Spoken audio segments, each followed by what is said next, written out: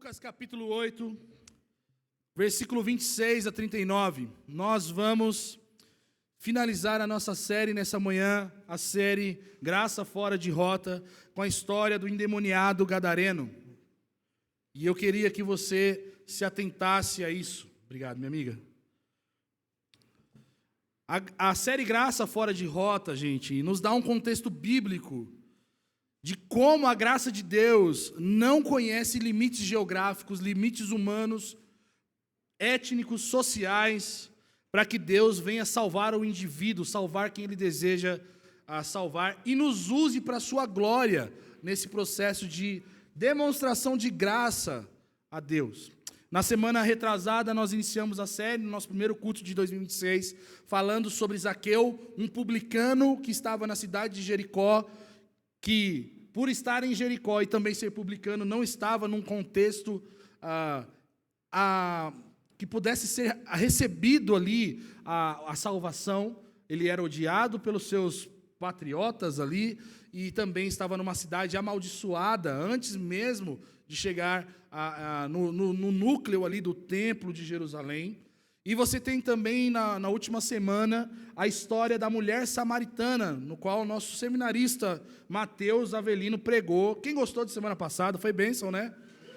Se você não estava aqui, eu quero encorajar você a entrar no nosso canal do YouTube. Hoje mesmo, todo domingo, a gente já está publicando as ministrações. Você pode ouvir essa série completa. O Mateus falou sobre a mulher samaritana. Um contexto muito complexo também, porque estava em Samaria. Jesus estava na região da Samaria, um lugar e um povo odiado pelos judeus, conversando com uma mulher, e Jesus fala sobre a água viva para aquela mulher. Então, nessa série, nós estamos refletindo justamente sobre isso. O Deus que não conhece limites, que fura o planejamento de rota comum para salvar quem Ele deseja salvar. Eu queria, nessa manhã, antes de nós começarmos, que você entendesse alguns pontos por que nós fizemos essa série. Primeiro, meus irmãos, nós estamos em um ano político em que nós vamos ver muita dificuldade de relacionamento entre pessoas da nossa mesma fé, que nós queremos colocar adjetivos como se ela é salva por abraçar um tipo ideológico político e outros não. Isso se chama idolatria. E quando nós olhamos para o Evangelho do nosso Senhor Jesus, para Jesus, nós não vemos Jesus adjetivar pessoas ou categorizar pessoas como salvo ou não salvo por ideologia, mas sim pela sua própria vontade, nos chamando para viver para a sua glória. Então, eu quero ser muito enfático nesse sentido. Eu e você, nós não somos salvos pelo partido ou pelo político que nós estamos escolhendo em 2026. Nós somos salvos porque o Senhor, na sua soberania, furou a rota dele e nos encontrou na estrada que nós estávamos e nos chamou para andar no caminho que é Ele. E não no caminho de homens, não no caminho de ideologias. Nós somos chamados a andar e seguir a nossa vida segundo o Evangelho do nosso Senhor Jesus. Então eu queria convidar você a ler comigo o texto de Lucas capítulo 8, versículo 26, que diz assim: E chegaram à terra dos Gerazenos, de fronte da Galileia. Logo que desembarcou, um homem da cidade saiu-lhe ao encontro, possesso de demônios, havia muito tempo que não vestia roupa, nem morava em casa, mas nos sepulcros. Quando ele viu Jesus, ele gritou, prostrou-se diante dele e exclamou em voz alta: Que tenho eu contigo, Jesus, Filho do Altíssimo? Imploro-te que não me atormentes. Porque Jesus ordenara ao espírito impuro que saísse do homem. Pois já havia muito tempo que se apoderara dele e prendiam-no com algemas e correntes, mas ele, quebrando as correntes, era impelido pelo demônio para lugares desertos. Jesus lhe perguntou: Qual é o seu nome? Respondeu ele: Legião, porque muitos demônios haviam entrado nele. E rogavam-lhe a Jesus que não os mandasse para o abismo. Andava pastando ali no monte uma grande manada de porcos. Rogaram-lhe então que lhes permitisse entrar neles, e ele permitiu. E depois de saírem do homem, os demônios entraram nos porcos. E a manada precipitou-se pelo despenhadeiro no lago e afogou-se. Quando os que cuidavam da manada viram o que acontecera, fugiram e foram anunciá-lo na cidade e nos campos. E o povo saiu para ver o que havia acontecido, e foi ao encontro de Jesus. E acharam um homem de quem haviam saído os demônios, sentado aos pés de Jesus, vestido e em perfeito juízo, e ficaram atemorizados. Os que viram aquilo lhes contaram como o endemoniado fora curado. Então todo o povo da região dos Gerazenos rogou a Jesus que fosse embora, pois estavam com muito medo. Então ele entrou no barco e voltou. Mas o homem de quem havia saído os demônios pedia-lhe que lhe permitisse ficar com ele. Mas Jesus o mandou para casa, dizendo: volta para a tua casa e conta tudo o que Deus te fez. E ele foi anunciando por toda a cidade tudo o quanto Jesus havia feito. Meus irmãos, a história aqui desse endemoniado começa quando Jesus chega na cidade. E antes de nós nos aprofundarmos no texto, eu queria contar a história de uma chegada na história da vida de muita gente, e em especial da minha família, dos meus pais. Em 2000, começo dos anos 2000, acontece uma coisa que talvez a geração Z, Alfa, Beta e todas as outras nunca vão conhecer. E não vão conhecer o que tinha antes, que era o VHS. Nos anos 2000 chega o DVD. O DVD era um negócio que a gente tinha, um disco, que você colocava num aparelho e você assistia filmes que você vê hoje na Netflix, né? Então, meu pai, ele tinha um sonho. E é uma história verídica, tá? Meu pai, ele tinha um sonho. Ele tinha crescido com um grande desejo. Meu pai, ele é um desenhista muito bom. E ele sempre quis trabalhar com alguma coisa voltada para a arte, para as artes, de modo geral. Criatividade. E foi pensando nisso que ele iniciou um negócio, no final dos anos 90, que era começar a fazer produção de filmagem, vídeo e foto.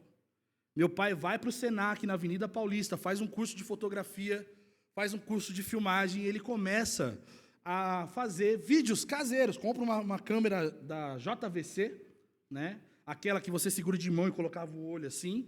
E aí ele ia filmando aniversário das crianças, são 4 filhos, sobrinhada, festa da família.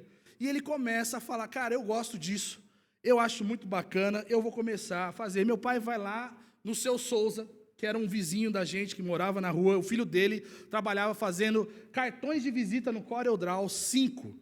Para quem é designer sabe do que eu estou falando, né? E aí o Seu Souza faz lá a Ramagem Produções, que era a junção de todos os nomes da família, e cria ali Ramon, Marina, Marilza, Getúlio, Natália e Gabi, né? Imagina isso, Ramagem Produções. E meu pai começa a oferecer serviços em batizados, crisma, hóstia, tudo aquela coisa, casamento de civil, aniversário de 15 anos, formatura. Em 1998, meu pai, ele fala: cara, isso aqui ninguém estava atendendo na nossa cidade, eu vou investir. Meu pai vai no Banco do Brasil, ele era servidor público, trabalhava numa empresa do Estado, chega lá e fala: eu quero fazer um empréstimo para trabalhar com filmagem. E meu pai conseguiu um valor muito alto, na época R$15 mil, que, fazendo a correção de inflação, dá cerca de R$120 mil hoje para investir no seu negócio. Então ele compra uma ilha de edição muito louca, coloca na sala de casa, compra 2 televisões, o corte e o ao vivo. Ele faz aquela coisa toda na nossa casa, um estúdio de filmagem. E aí, ele faz isso em 1998, então ele começa a vender. Vai para a formatura do prezinho. Filmava todas as crianças, ia lá e vendia. E olha que legal, está rolando. Até que em 2000, na igreja. Interessante, uma história muito interessante. Em 99 para 2000, meu pai começa a filmar congressos da Assembleia de Deus, num bairro lá em Itaquaquecetuba, muito pobre, né, muito ruim, que a gente fala desse bairro Maragogipe, o bairro Maragogipe, aí ela fica ofendida porque é o bairro dela, mas era a igreja que a tal era quando era criança.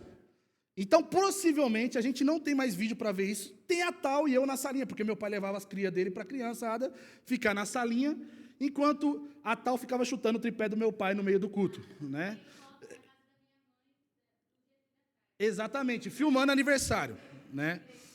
E aí, gente, meu pai, no final dos anos 2000, a gente chega com o Brasil, né, com mais tecnologia. No final dos anos 2000, nós temos também o lançamento do famoso Pentium 4, Para quem é de tecnologia como eu, sabe que o Pentium 4 foi a revolução para recursos gráficos de computador, para processamento de vídeo, ouvir música no computador é coisa de Pentium 4 2000 para frente.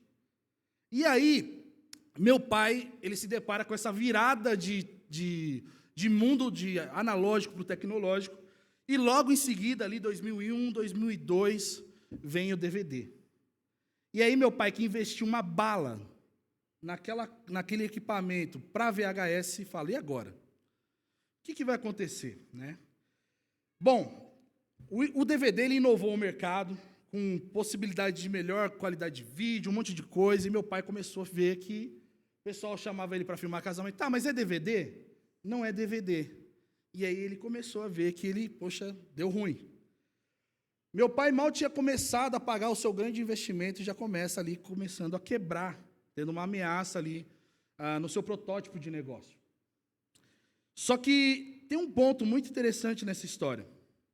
É que justamente nesse período, 2001, 2002, meu pai se batiza na igreja, se firma no Senhor mesmo a gente criado, vó crente, tiazada, tudo crente. Meu pai não era um cara batizado, minha mãe também não. Em 2001, eles se firmam na comunidade de fé. E aí ele fala, cara, estou com a câmera aqui, vai ter culto das irmãs. Vou filmar o culto das irmãs com a minha câmera, até torar. E filmava o culto das irmãs da igreja local. De repente, em 2002, ali, o pastor da igreja vê que meu pai era um cara que estava envolvido com música. E meu pai, sempre prestativo, fala, ô Getúlio, você não quer liderar o louvor? E meu pai falou, poxa, eu vou liderar o louvor. Aquilo que era um convite de coisas simples, meu pai começa a se envolver cada vez mais com a vida da comunidade. E além de se envolver cada vez mais com a vida da comunidade, meu pai ele começa a ver que Deus tinha um chamado para ele, dentro da comunidade. Então, até o momento em que ele só era o cara que servia na câmera, o cara da mídia, o cara lá que ficava atrás do computador, no caso da câmera, em outubro de 2002, ele vem com aquele sentimento de fracasso, fala, cara, eu investi, não está servindo mais para nada, o que eu vou fazer com isso? Ninguém mais valoriza o meu serviço. E aí, em outubro de 2002, ele é chamado por uma outra igreja da nossa denominação na época a participar de um evento. A gente está precisando de alguém para registrar aqui um evento de crianças. E aí meu pai falou, cara, evento de criança? Tá bom, vamos lá. Chega lá, era uma festa com muita gente, muita criança dentro da igreja.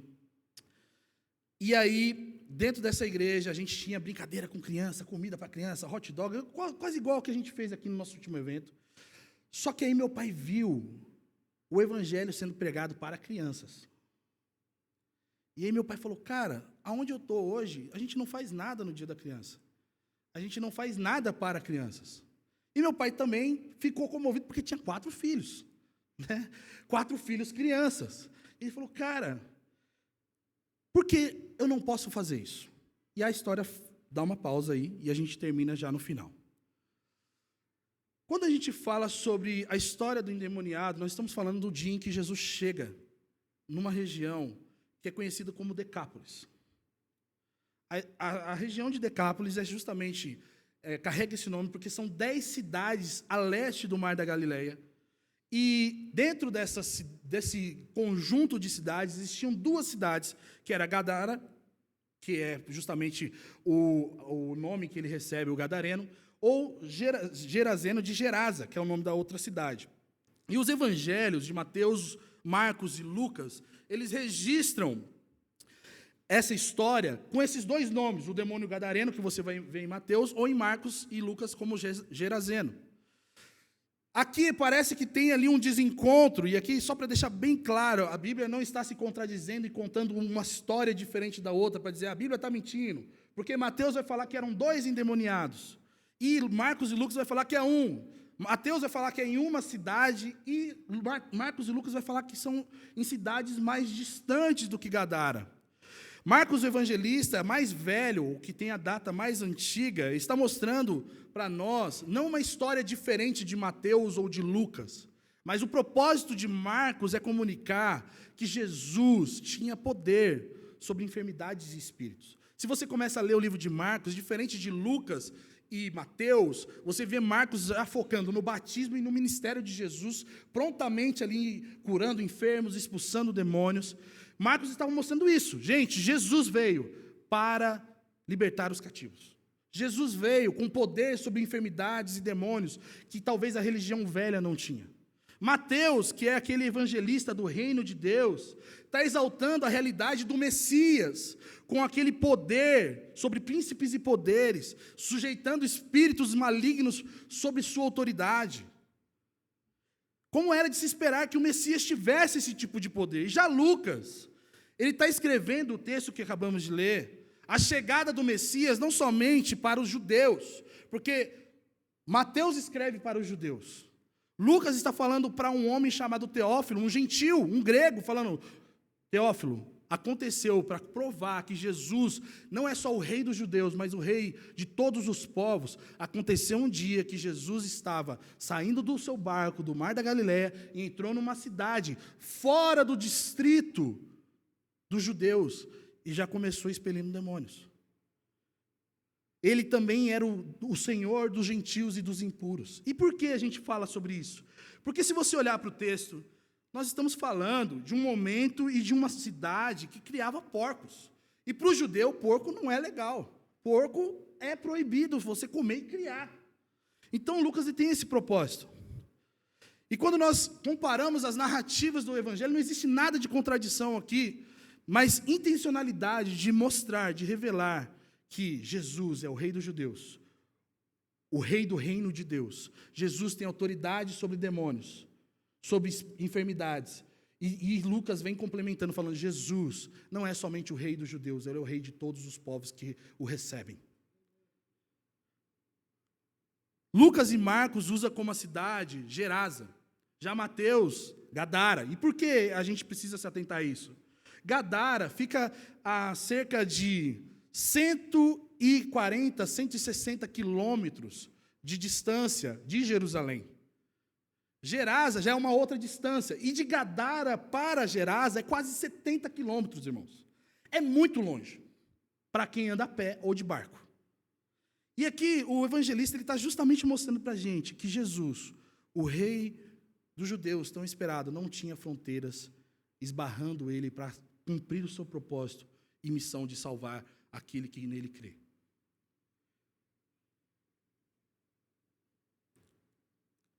O que nós podemos já tomar de princípio nesse começo de introdução sobre esse texto bíblico? A primeira coisa é que Jesus, ele é aquele que detém todo o poder e toda a autoridade. A segunda coisa é que Jesus, ele foi intencionalmente fazer um caminho muito mais difícil. Já que ele estava caminhando para Jerusalém, ele fez um caminho muito mais longo e mais difícil, saindo para Decápolis, que fica a leste de toda essa região, distante, para encontrar com esse homem. E aqui é muito interessante, outra coisa que vale ressaltar: Lucas é conhecido como o Evangelho do Filho do Homem. Filho do Homem diz respeito ao Messias ser plenamente homem e ser plenamente Deus. Mas não somente a natureza, a dupla natureza de Cristo. Ser o Filho do Homem aponta para aquela visão de Daniel, capítulo 7, em que o ancião de dias está sentado no seu trono. E aí, de repente, vem alguém semelhante ao Filho do Homem e pega da mão do ancião de dias um cetro. E o texto vai dizer que a ele foi dado o domínio sobre todos os povos, todas as nações. E o texto diz falando: a ele seja dada toda a glória, todo o domínio, toda a força, todo o poder.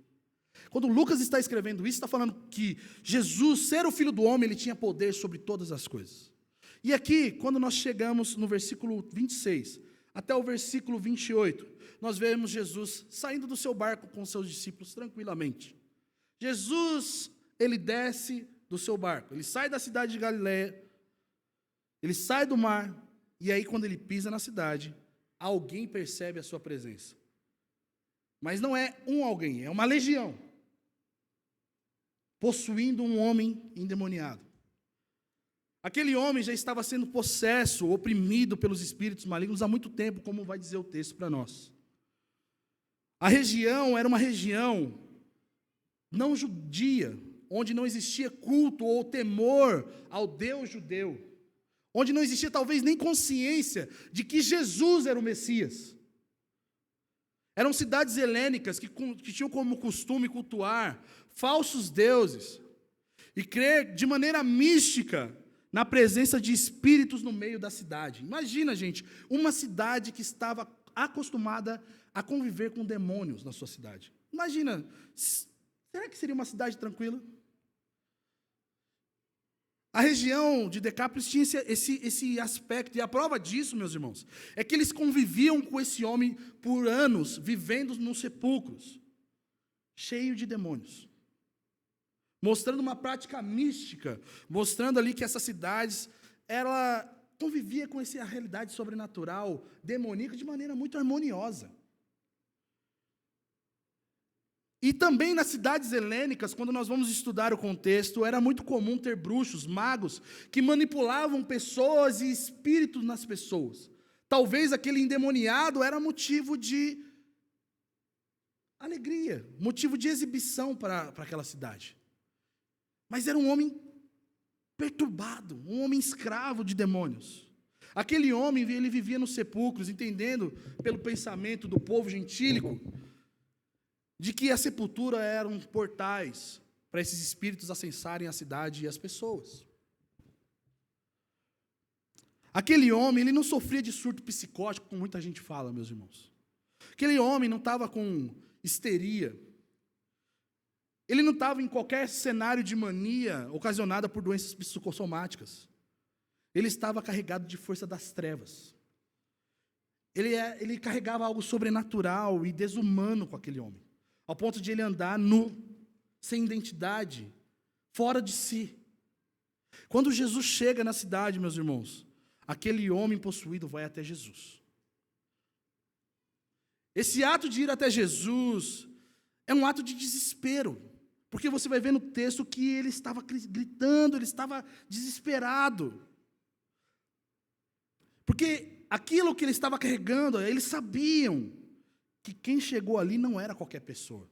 Não era mais um bruxo que iria manipular ele para fazer show. Não era mais uma consulta de espíritos. Era o Rei dos Reis, meus irmãos, descendo daquele barco. Era o Filho do Altíssimo, aquele que detém toda a autoridade nos céus e na terra. O Criador e sustentador de todo o universo. Aquele que nós cantamos agora, que se os ventos te obedecem, nós também te obedecemos. É aquele que ordena todo o caos e dissipa todas as trevas. É isso que nós estamos vendo no versículo 28. Jesus chegou. Os demônios falam, cara, deu ruim. Jesus chegou. Acabou. O texto continua nos mostrando que essa autoridade de Jesus era algo legítimo, meus irmãos. O que Lucas está nos mostrando nessa história é que o ministério de Cristo não estava restrito ao contexto judaico e às profecias da restauração de Israel somente. Cristo estava em uma região estrangeira, em um contexto não judeu, demonstrando o seu poder, o seu domínio, o seu triunfo e a sua glória diante dos homens helênicos. Ali naquele momento, meus irmãos, um momento de desespero dos demônios e a chegada do Filho do Homem, os demônios se sentem encurralados, pressionados pelo homem Deus chegando naquela cidade. Imagina uma legião diz respeito à quantidade enorme de soldados romanos. Cerca de 4 a 6 mil demônios dentro de um homem, temendo Deus chegando naquele lugar. Ali naquele momento, meus irmãos, aqueles demônios veem que eles tinham perdido a sua guerra, simplesmente porque Jesus desceu do seu barco e entrou na cidade. Aquele homem carregava um exército de demônios, e à medida que eles percebem Jesus, olhando para aquele homem, eles se sentem encurralados. Mas é 6 mil demônios contra Jesus, gente. E aqui, pausa e até mesmo um conselho. Nós temos um Deus, que é mais forte do que qualquer principado e potestade. Nós temos um Deus que está acima de qualquer espírito imundo, ou as suas miríades de espíritos imundos. ao ponto de sua presença, somente a sua presença, fazer com que os demônios temam e tremam. Aqueles demônios não estavam resistindo a Jesus, como muitos de nós às vezes pensamos quando nós falamos sobre batalha espiritual, de que a força das trevas está resistindo Deus. Meus irmãos, nós temos um Deus contra 6.000 demônios.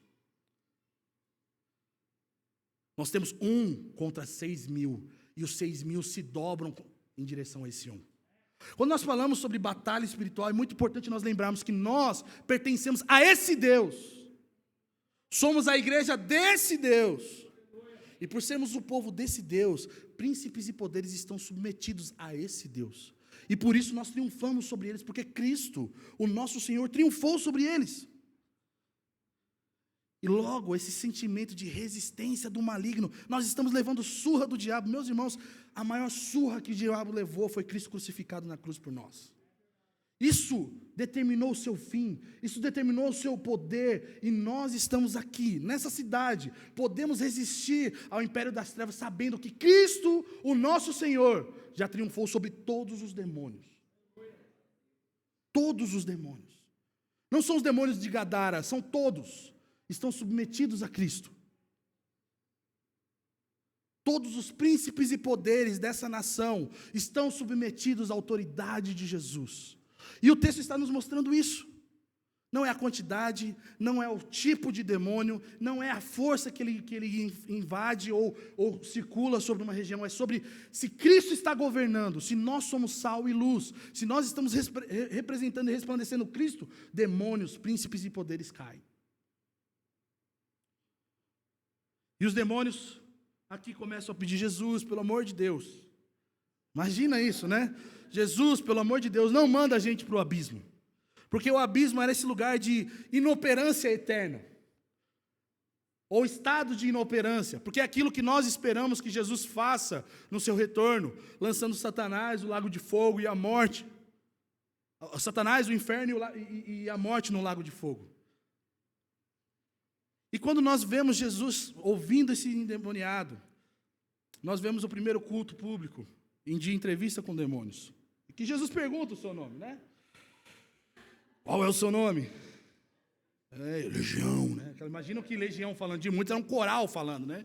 Mas enfim, quando Jesus chega e ele pergunta e ele fala sobre isso, e ele tem esse diálogo, e Jesus olha e vê aqueles demônios e fala: por favor, não faça isso, mostra o quanto Jesus tinha de autoridade sobre aquilo.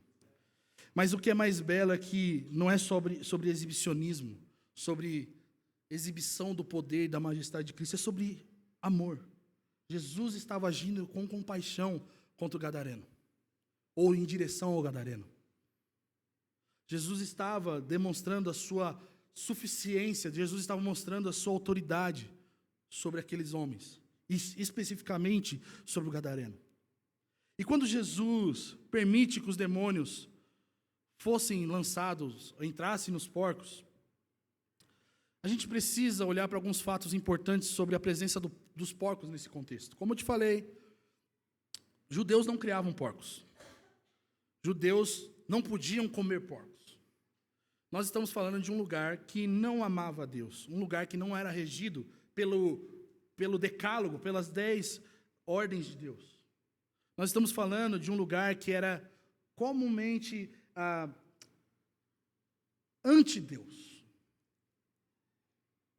E Jesus chega ali e permite que esses demônios fossem para os porcos. Mas aí, pensa bem comigo. Os judeus não gostam de porcos, mas os gentios gostavam. Mas não só gostavam de porcos e comiam bacon. Eles sacrificavam porcos para as suas divindades. E quando nós falamos sobre sacrifício de porcos, nós estamos falando de profanação para o contexto bíblico.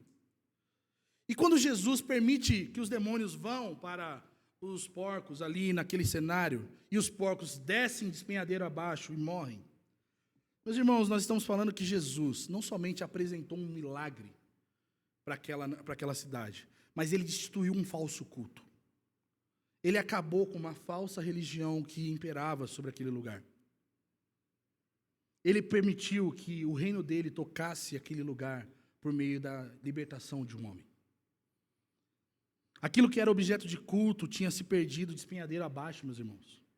Além disso, o bem que Jesus causou ao homem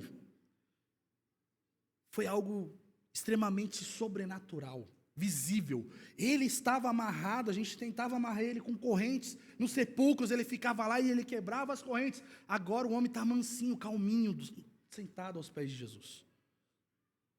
Só que a cidade, quando fica sabendo disso, quando vê isso, eles percebem a vulnerabilidade espiritual, já que eles não criam que Jesus era o Messias. E até mesmo econômica, porque se tem porco, vende porco para sacrifício. E aqui, meus irmãos, nós vemos Jesus ameaçando tanto um falso culto como um falso estilo de vida do seu reino. Aquilo gera um grande alvoroço, como a gente vai ver no versículo 34 e 37. Alvoroço, medo, toma o coração das pessoas, porque eles viram os porcos pegarem aqueles demônios e irem para o mar. As pessoas vieram ver o que Jesus tinha feito, como vai ver no versículo 35. O povo saiu para ver o que tinha acontecido e foram ao encontro de Jesus. E eles viram aquele homem e reconheceram que Jesus não era alguém comum. Que Jesus era até mesmo mais poderoso que os magos e feiticeiros da cidade de Gadara ou de Gerasa. Ele tinha uma autoridade maior sobre espíritos imundos. E eles estariam agora vulneráveis. Porque esse homem não é daqui, esse homem não é da gente. Jesus, quando ele expele os demônios daquele homem, meus irmãos, ele não somente liberta ou dá a possibilidade de uma nova vida para aquele homem, mas abre um portão de possibilidades para uma cidade que vivia em grandes trevas, viver debaixo da luz. E, meus irmãos, a beleza do Evangelho é justamente essa. Jesus, ele veio para libertar os cativos. Jesus veio, João vai dizer no seu capítulo 1, que ele era a grande luz que os homens esperavam, e ele brilhou a sua luz sobre as trevas. Meus irmãos, nós estamos falando da esperança invadindo um lugar de caos. Nós estamos falando de a luz dissipando todas as trevas. Nós estamos falando da autoridade e o poder e o próprio reino de Deus invadindo reinos caídos. Reinos endemoniados sendo tomados agora, sendo tocados pela realidade de um reino vindouro. A história continua mostrando para a gente que Jesus, quando ele faz isso, ele é expulso da cidade. Porque eles falam, cara, se Jesus expulsou os demônios e já fez esse estardalhaço, se ele ficar mais meia hora aqui, pode ser que a gente tenha muitos problemas. A gente tenha problemas de caráter espiritual, talvez a gente tenha problemas de caráter econômico, social, porque aquele que a gente talvez tinha como doidinho, agora é são no nosso meio. Mas mais do que isso, quando Jesus ele entra no barco, aquele homem que era vulnerável, aquele homem que era casa de demônios, ele vai até Jesus e fala, Jesus, deixa eu seguir você. Só que Jesus fala, não, eu não vou poder ficar aqui, mas você pode. Só que você vai ficar aqui e você vai contar a todos o que Deus fez em você. E sabe o que é mais belo, meus irmãos? É que quando nós olhamos para esse texto, nós vemos Jesus exaltando Deus, sendo Deus. Porque ele poderia, talvez por conta do contexto helênico, e que nós sabemos que a cultura helênica tem como prática a ideia de nós sermos pessoas de nome, já pela cultura romana e tudo mais, nós vemos Jesus falar, fale o que Deus fez em você. Mesmo ele sendo Deus. E aqui fica um convite e ao mesmo tempo um envio de Jesus para esse homem. Jesus, ele fala para esse homem, vai e conte o que Deus fez por você. Vai, diga às pessoas. E aqui é mais lindo, porque é o seguinte, nós estamos falando de um lugar, se você olhar o mapa da região ali de Jerusalém, de Israel, Samaria, a Galileia, Decápolis, você vai ver que Decápolis fica além de Samaria. E quando nós vamos para Atos capítulo 1, versículo 8, nós vemos Jesus dizendo, vão e façam discípulos, iniciando em Jerusalém, Judeia, Samaria e até os confins da terra. Eu sei que nós gostamos de pensar, e não desvalorizando a pessoa do grande apóstolo Paulo, como ele sendo o primeiro a que vai aos gentios. Mas a real é que antes de Paulo, existia um homem que foi tocado pelo próprio Cristo, nos confins da terra, em Decápolis, em Gerasa. E sabe o que é mais belo, meus irmãos? Ele não seguiu a Jesus, mas ele foi comissionado por Jesus. Vá e conte o que Deus fez em você. Vá e conte, anuncie a boa nova de que antes você era habitado por demônios, mas agora você foi liberto deles. Anuncie a boa notícia que agora, nessa região, vocês não precisam mais ficar debaixo do jugo de Satanás e seus demônios, porque o reino de Deus chegou, e a prova que o reino de Deus chegou é você liberto. Imagina, meus irmãos, que diante de todo um cenário pagão, de trevas, aquele homem era a luz no meio das trevas. O que diz respeito para nós ao grande envio de Deus e ao chamado de Jesus a todos os seus discípulos no Sermão do Monte: vocês sejam sal e luz.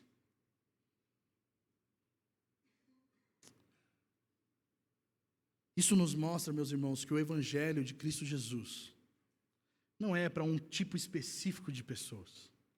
Pessoas que nós gostamos, pessoas que nós queremos, pessoas que nós gostaríamos desse lugar, segundo o nosso próprio desejo.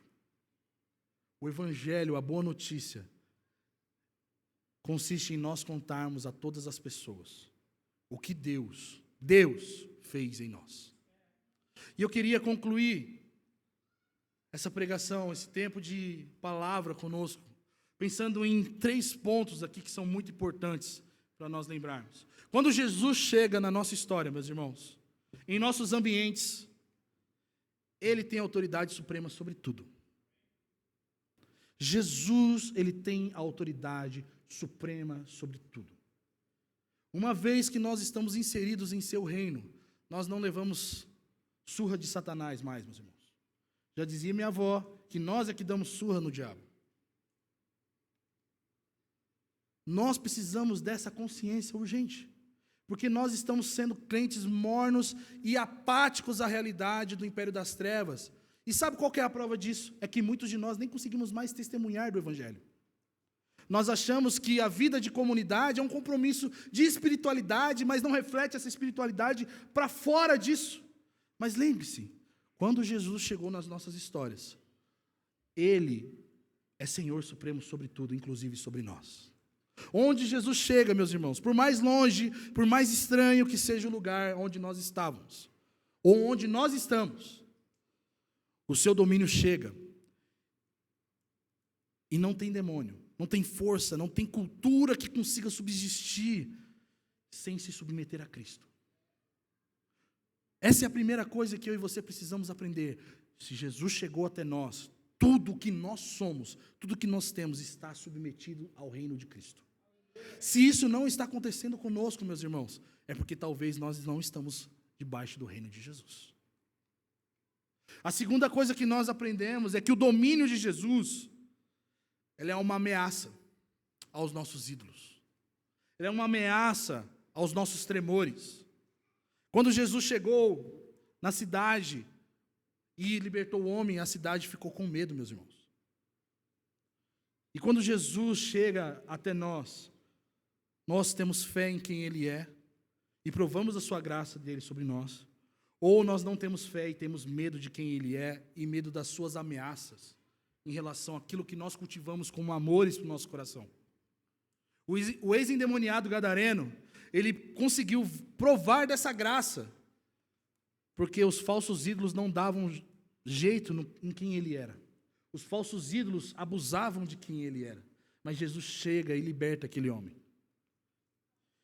Existia um povo que se conformava com a ideia de divindade naquela região e se conformava à ideia dos ídolos daquele século.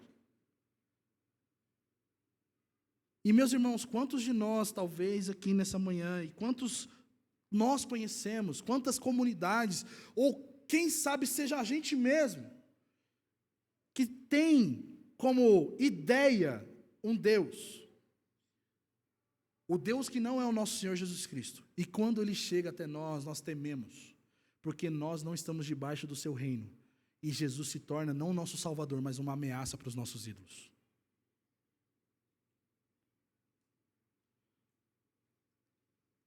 Quando nós nos conformamos em quem Cristo é, meus irmãos, nós somos tentados a achar que Ele é uma ameaça. E nós tememos ao que Ele é e o que Ele traz a nós. E para mudar esse sentimento de ameaça e tremor, só existe uma maneira: fé em realmente quem Ele é. O seu reino é justiça, paz e alegria. Mas os falsos ídolos do nosso coração podem nos indicar que no lugar de justiça existe anulação do nosso prazer. No lugar de paz existe insegurança. E no lugar de alegria existe uma escravidão que nós nos submetemos inconscientemente porque nossa mente está cauterizada. Se submeter ao reino dos céus, meus irmãos, não é uma questão de lógica e raciocínio, mas é uma questão de fé. Fé em quem Jesus é. Fé no provar da sua graça, que vai bagunçar o nosso ritmo, vai bagunçar as nossas vidas, vai bagunçar os nossos amores, vai bagunçar tudo que nós temos. Talvez vai pegar aquela manada de porcos que nós usamos dentro do nosso coração e vai fazer cair precipício abaixo. Porque quando o reino de Deus chega, nós temos tudo que nós precisamos. Mesmo que não pareça isso. A terceira coisa que nós aprendemos com essa história do gadareno é que todo aquele que é encontrado por Jesus, alcançado pela graça de Deus, tem uma missão dada por Ele. Existe um envio que acontece em todo aquele que se torna discípulo de Jesus. Vá e conte tudo o que Deus fez na sua vida. Vá e conte tudo o que Deus te fez. Meus irmãos, nós testemunhamos do Evangelho, não falando de coisas teológicas, de coisas difíceis, mas sim do que Deus fez por nós. E o que Deus fez por nós? Deus enviou o seu Filho ao mundo, para que todo aquele que nele crê, não fosse condenado, mas tivesse a vida eterna. Ah, mas eu não era um bêbado, Deus não me ressuscitou dos mortos. Meu querido, Jesus morreu por mim e por você. Meu querido e minha querida, Jesus pagou a dívida que eu e você tínhamos com Deus. Vai, conte tudo o que Deus fez por mim e por você. Testemunhar de Jesus é justamente isso, é falar da graça que nós não merecemos, mas ela veio sobre nós. É dizer, rapaz, nem judeu eu sou, como porco, mas Jesus me alcançou e me salvou. E me deu uma missão, dizer para você que Ele ainda salva. O reino dEle está chegando.